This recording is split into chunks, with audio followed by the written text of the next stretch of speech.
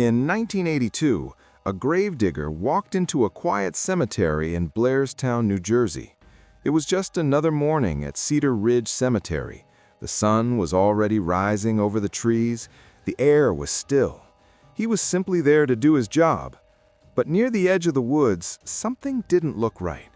At first, he thought it was a pile of old clothes tossed down the slope. Maybe trash, maybe someone dumping something they shouldn't have. But when he got closer, he saw feet. It wasn't clothes, it was a body.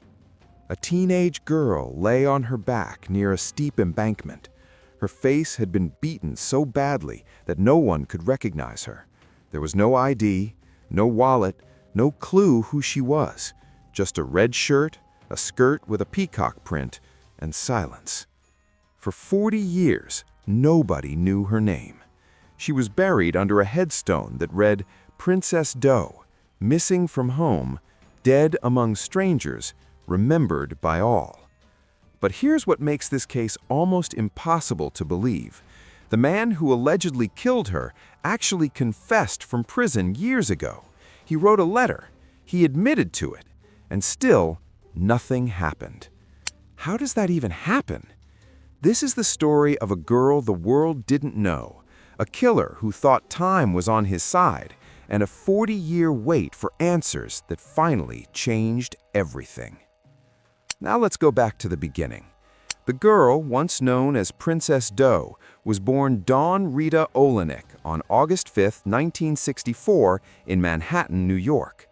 She grew up in Bohemia, a quiet neighborhood on Long Island.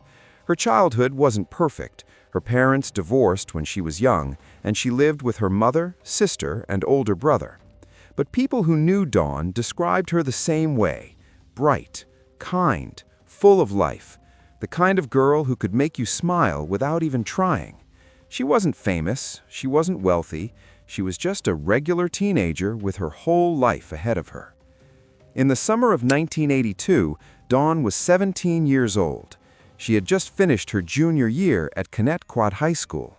Then, on June 24th, she left home. What happened that day is still unclear. Some reports say she left on her own. Others suggest she may have been told to leave. Either way, she walked out that door and never came back. Days passed, then weeks, and somewhere in that stretch of missing time, Dawn crossed paths with the wrong person. Authorities believe she encountered a man named Arthur Kinlaw.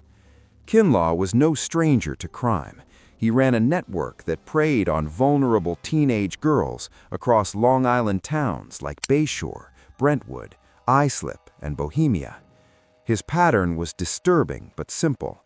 He would approach young women who were alone, struggling, or had nowhere to go. He would try to recruit them into his operation. Dawn, 17 and newly out of her family home, was exactly the kind of girl he targeted. Investigators believe Dawn was staying in the West Babylon area when Kinlaw found her. He reportedly brought her back to his home in central Islip. What would happen next would only come to light years later. According to testimony from Kinlaw's wife, Donna, he tried to recruit Dawn.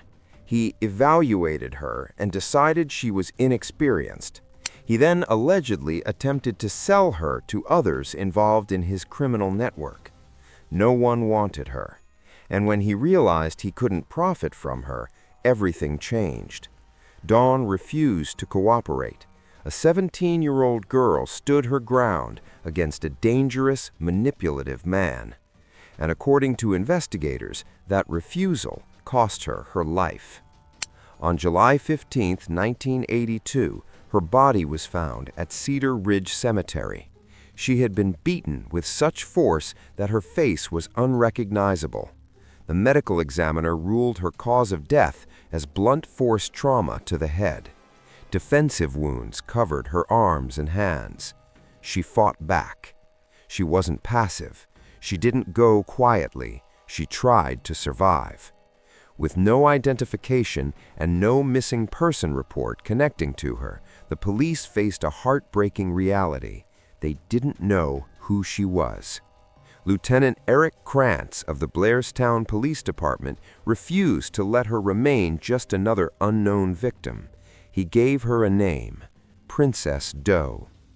In 1983, she became the first unidentified person entered into the National Crime Information Center database, authorized by then FBI Director William Webster. Composite sketches were released. Media outlets covered the case. Tips came in. None of them led to her identity. Years turned into decades. Then, in 1999, something unexpected happened. Donna Kinlaw was arrested in California on unrelated charges. During questioning, she began talking about her husband. She described a teenage girl he brought home in the summer of 1982. She said he left with the girl one night and returned alone. She said he cleaned his car and burned his clothes. She said he panicked after reading about a body discovered in a New Jersey cemetery. That cemetery. In 2005, Arthur Kinlaw, who was serving time at Sullivan Correctional Facility for other crimes, wrote a letter asking to confess to killing Princess Doe. He said he did it. And still, no charges were filed at that time. Let that sink in. A man allegedly confesses to murder, and the case remains officially unsolved. For years, Princess Doe remained a mystery.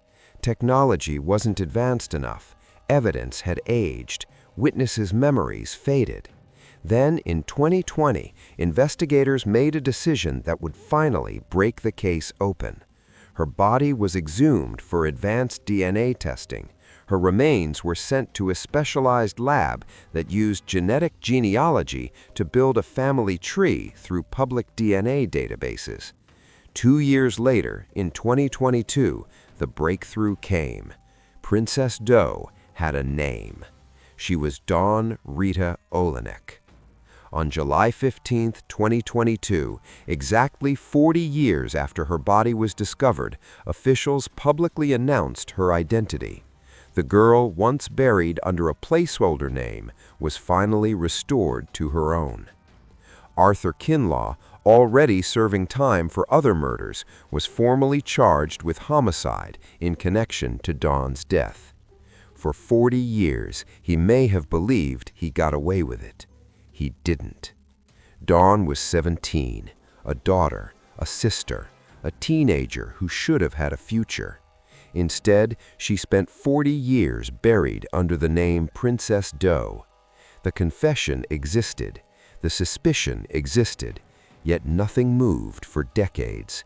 It took modern DNA technology to finally give her name back and bring charges against the man accused of killing her. But the questions remain. How does a confession go unanswered for years? How many other victims are still waiting? Sometimes the truth doesn't disappear, it just waits to be found.